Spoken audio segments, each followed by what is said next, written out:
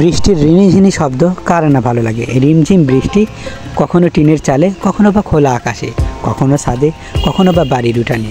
আপনি যেখানেই থাকুন না কেন, যখন মেঘ গর্জে ওঠে, বৃষ্টি আসে, তখন কী যে ভালো লাগে। বৃষ্টি আসলে অনেকের কাছে একটি রোমান্টিক মুহূর্ত।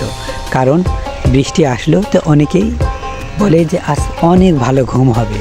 কারণ হলো এই গরমে কে না চায় এক পশলা বৃষ্টি ছুঁয়ে যাক না সবার মন। তো আমিও বৃষ্টি আসলে আমি কিন্তু যদি সেটা গোসল করা শাওয়ারের মুহূর্ত হয়ে থাকে, আমি বৃষ্টির পানিতে ভেজতে প্রচণ্ড পছন্দ করি। আমি বৃষ্টিতে গিয়ে শাওয়ার সময় যদি হয়ে থাকে, গোসল করার সময় আর কি, তাহলে আমি সেই সময় শাওয়ার নিই। আর গোসলের সময় যদি না হয়ে থাকে তাহলে আমি ছাতা নিয়ে বের হই। কারণ যখন দেখি যে পুকুরে বা কোথাও বৃষ্টি পড়ছে ফোঁটা ফোঁটা, এই দৃশ্য আমার মানে মন কেড়ে নেয়। এটা বলবো আল্লাহ তাআলার একটা বড় নিয়ামত। অনেকের কাছে কিন্তু বৃষ্টি রোমান্টিক মুহূর্ত, ঠিক আমারও কাছে। অনেকের কাছে কিন্তু বৃষ্টি ভয়াবহ আকার ধারণ করে। যাই হোক বন্ধুরা, আমি চাই বৃষ্টি যেন সবার কাছে রোমান্টিক মুহূর্ত আকারে আসে, কারো কাছে ভয়ের কারণ না হয়ে দাঁড়ায়।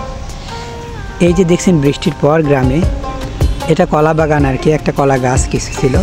তো যেহেতু একটু ঝড়ো হাওয়া আসছিল বৃষ্টির আগ মুহূর্তে, সেটা ভিডিও করে নাই। তো কলা গাছটি পড়ে গেছে আর কি। বৃষ্টির সময় কিন্তু দেখবেন প্রতিটি গাছ নেতিয়ে যায়, মনে হয় তারাও ঘুমের ঘরে চলে গেছে, শান্ত ঘুম আসছে এরকম আর কি। এই যে কলাটা ভিজে গেছে, পড়ে গেছে আর কি, পরিপক্ক হয়নি, তবুও গাছটি মানে বাতাসের কারণে পড়ে গেছে। এই কলার তরকারিও খাওয়া যায় আর কি।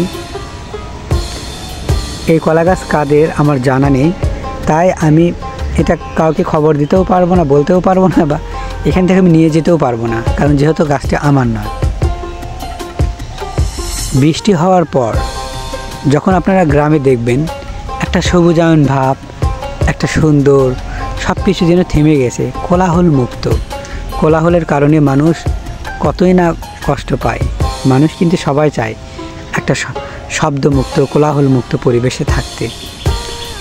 যখন দেখবেন বৃষ্টি এসে থেমে যায়, শান্ত হয়ে যায় পরিবেশটা, বিশেষ করে গ্রামের কথা বলছি।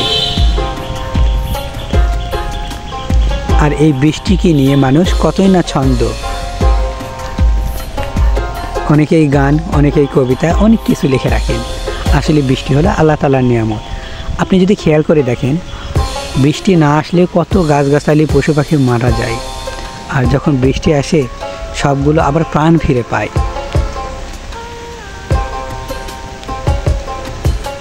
আমি তো বৃষ্টি আসলে অনেক সময় হাঁটাহাঁটি করি, দেখি। যেহেতু গ্রামে বৃষ্টির সময় প্রচুর পরিমাণ মাছ পাওয়া যায়, আমরা সেই ভিডিওগুলো সামনে নিয়ে আসবো যদি এরকম সিচুয়েশন সামনে পড়ে যায়। আসলে বলতে গেলে কি, সত্য এটাই যে বৃষ্টি আমার অনেক ভালো লাগে। বিশেষ করে আমি যখন যেগুলো নদীমাতৃক এলাকা, যেখানে নদী আছে আর কি, আমি সেখানে গেলে নৌকাতে উঠবো, স্পিড বোট থাকলে স্পিড বোটে উঠবো।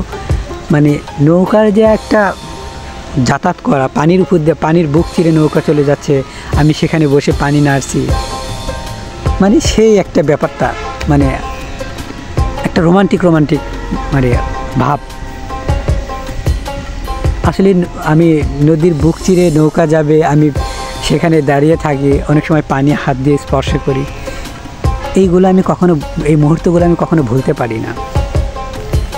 আমি আশায় থাকি কবে বৃষ্টি হবে। তবে বৃষ্টি যেন বেশি না হয়, হলে অনেকের কষ্ট হয়, বিপদ হয়।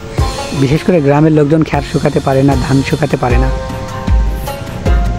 দেখুন কি পরিমাণ বৃষ্টি হয়েছে, যে বৃষ্টি আর কি পানিগুলো আর কি মাঠে জমে গেছে। আর যখন জোরে বৃষ্টি হয় সেই মুহূর্তটা বেশি ভালো লাগে। ওই সময় একটা ছমছম শব্দ হয়, ঝিমঝিম একটা নুপুরের মতো একটা করে বাজনা হয় আর কি। গ্রামের বাড়িগুলো কত শান্ত, তাই না? মনে হয় কেউ নাই, সবাই ঘুমিয়ে পড়েছে বৃষ্টির কারণে। তো বৃষ্টি আসলে কারা কারা ঘুমাতে পছন্দ করেন কমেন্ট করতে জানাবেন। বৃষ্টি আসলে কিন্তু আমি ঘুমাতে নয়, এমনি বৃষ্টি আসলে গায়ে কাঁথা দিয়ে শুয়ে থাকতে ভালো লাগে। আর বৃষ্টিতে ভিজতে ভালো লাগে। আর বৃষ্টির মধ্যে মুড়ি মাখা আমার খুব ভালো লাগে, যদি পেঁয়াজি দেওয়া হয় আর কি।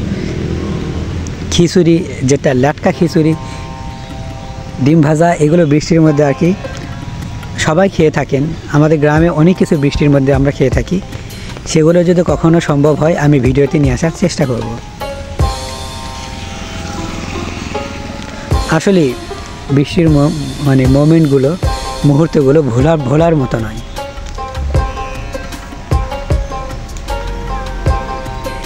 যাই হোক বন্ধুরা, আজকের মতো এখানে আমি বিদায় নিচ্ছি। দেখা হবে আগামী কোনো পর্বে। ভালো থাকবেন, ভালোবেসে একটি লাইক দিবেন, কমেন্ট করবেন আর শেয়ার করতে ভুল করবেন না। সেই সাথে সাবস্ক্রাইব করে রাখুন, নোটিফিকেশন পাওয়ার সাথে সাথে ভিডিও দেখতে পারবেন। আল্লাহ হাফেজ।